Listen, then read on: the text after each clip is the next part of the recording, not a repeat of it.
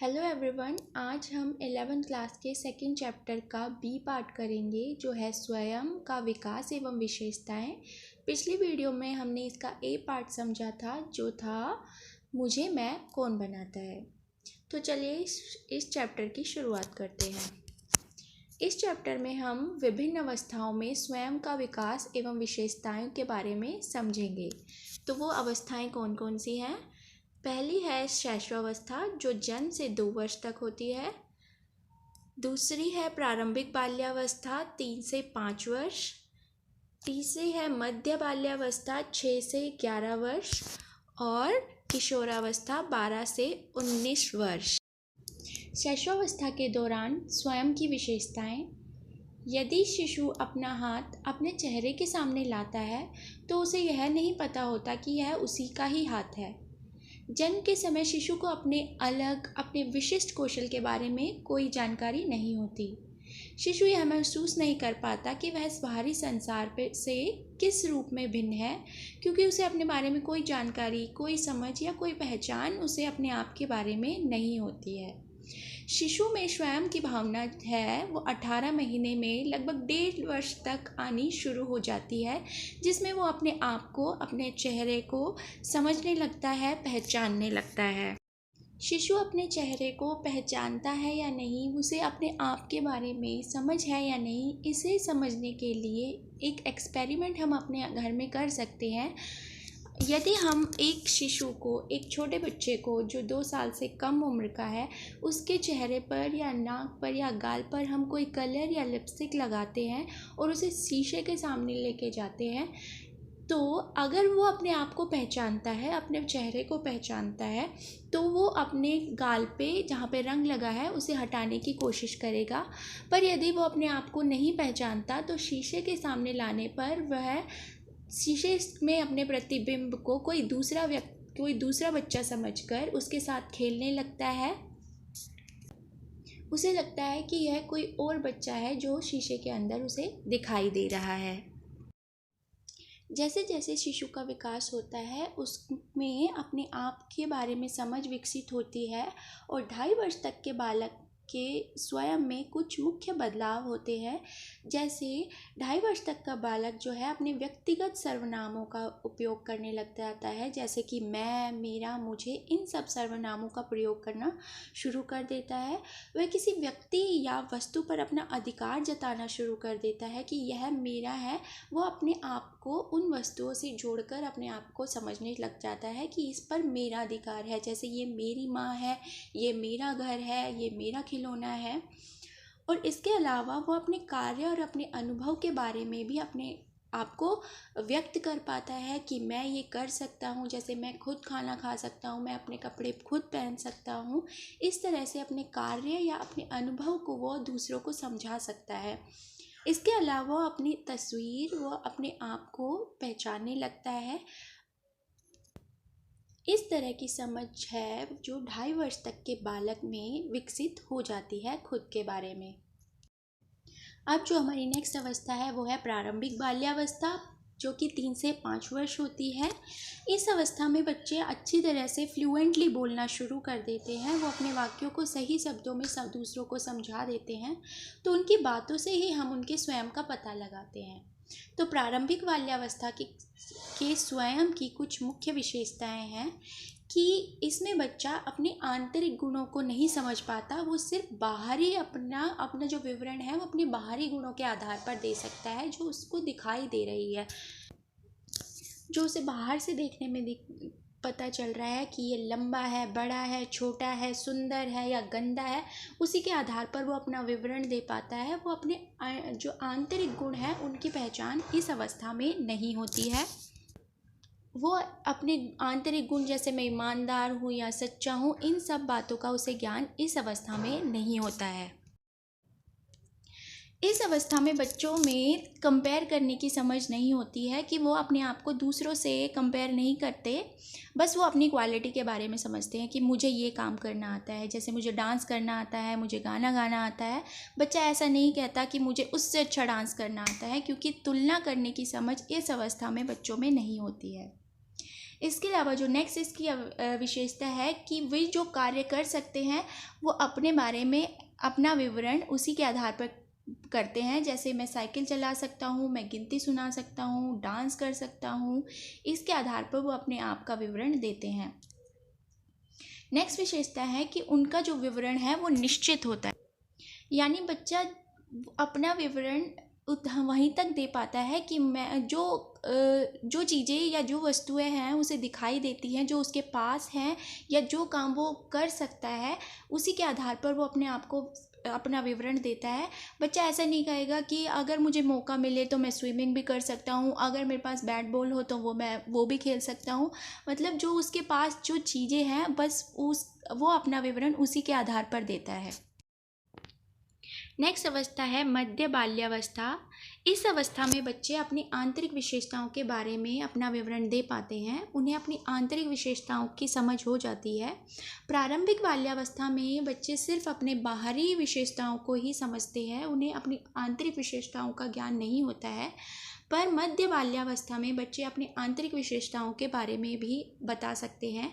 जैसे मैं मित्र बनाने में अच्छा हूँ, मैं मेहनत करके अपना काम जो है वो समय पे ख़त्म कर सकता हूँ।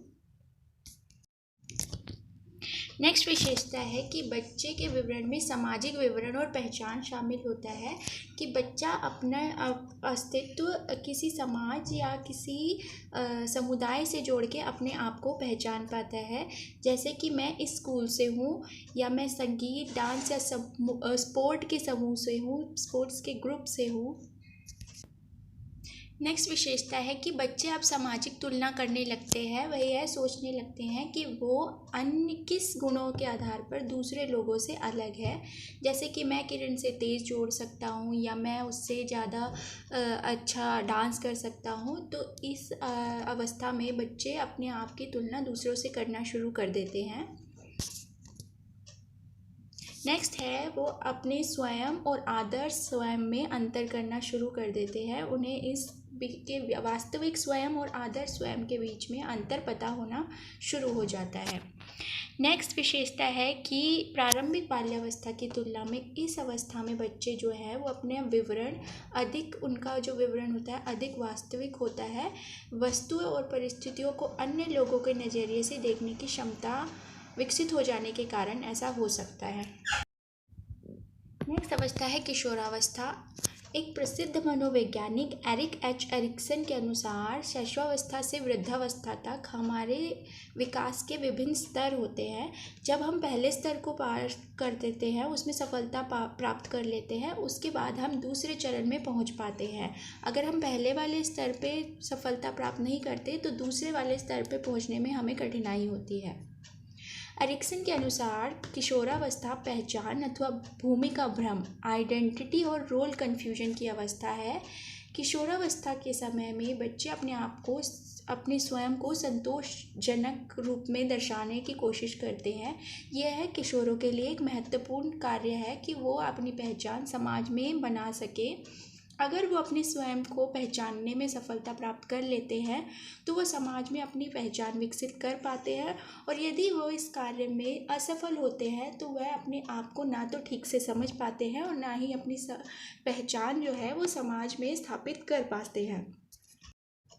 अब हम किशोरावस्था के दौरान किशोरों के स्वयं की विशेषताएं समझ लेते हैं। किशोरावस्था में किशोर अपने बाह्य गुणों की अपेक्षा अपने आंतरिक गुणों को समझने में ज़्यादा बल देते हैं। जैसे वो शांत है या मेहनती है या संवेदनशील है, बहादुर है, भावुक है, सच्चे हैं, इन सब आंतरिक गुणों को समझने का प्रयत्न ज़्यादा करते हैं। नेक्स्ट पॉइंट है कि किशोरावस्था में स्वयं के कई विरोधाभास हो सकते हैं। जैसे वो किसी परिस्थिति में शांत हो सकते हैं और किसी परिस्थिति में वो बहुत बातूनी भी हो सकते हैं। तो इस तरह के विरोधाभास जो है किशोरों के किशोरावस्था में वो फेस करते हैं। नेक्स्ट पॉइंट है किशोरों की स्वयं की भावना में काफ़ी बदलाव आता है। जैसी जैसी वो परिस्थितियाँ और जैसे जैसे एक्सपीरियंस वो फेस करते हैं उसके अनुसार उनके स्वयं में बदलाव आते रहते हैं। नेक्स्ट है कि किशोरों के स्वयं में आदर्श स्वयं और वास्तविक स्वयं होता है। किशोरावस्था में किशोर अपने आदर्श स्वयं पर अधिक महत्व देते हैं। वास्तविक स्वयं वो है कि जैसे वो एक्चुअल में दिखाई देते हैं या एक्चुअल में जो वो उनका अस्तित्व है। आदर्श स्वयं वो है कि जो अपने आप को वो बनाना चाहते हैं या जिस तरह से वो अपने आप को विकसित करना चाहते हैं, वो उनका आदर्श स्वयं है। जैसे कोई लड़की छोटी है तो वो अपने आप को लंबे होने की इच्छा रख सकती है, या कोई किशोर अपनी बातों को एक्सप्रेस सही से नहीं कर पाता है तो वो चाहेगा, उसका आदर्श स्वयं होगा कि वो अपनी बातों को कॉन्फिडेंटली दूसरों तक पहुंचा सके, दूसरों को समझा सके। तो ये उनका आदर्श स्वयं होता है कि वो किस तरह से अपने आप को विकसित करना चाहते हैं। नेक्स्ट पॉइंट है, किशोरावस्था में किशोर बच्चों की अपेक्षा स्वयं के बारे में अधिक सचेत रहते हैं। वो अपने में ही मग्न रहते हैं।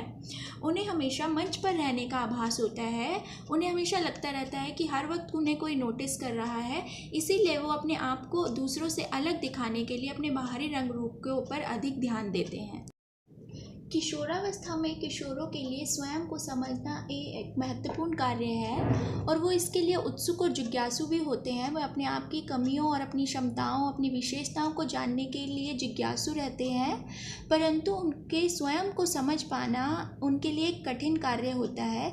इसीलिए किशोरावस्था पहचान में संकट की अवस्था भी कहलाती है और इसका कारण यह है क्योंकि किशोरावस्था से पहले बाल्यावस्था तक उन्होंने स्वयं को समझने की कोशिश नहीं की और किशोरावस्था में आने के पश्चात उन्हें स्वयं को जानने की इच्छा और जिज्ञासा होनी शुरू हो जाती है, क्योंकि वो अपने व्यवसाय के लिए, अपने करियर के लिए चिंतित होते हैं। इसीलिए उन्हें अपने स्वयं को समझना एक महत्वपूर्ण कार्य बन जाता है उनके लिए। नेक्स्ट पॉइंट है कि किशोरावस्था में किशोर शारीरिक रूप से एक परिपक्व पुरुष और महिला की तरह दिखाई देते हैं, परंतु मानसिक रूप से वो इतने परिपक्व नहीं होते।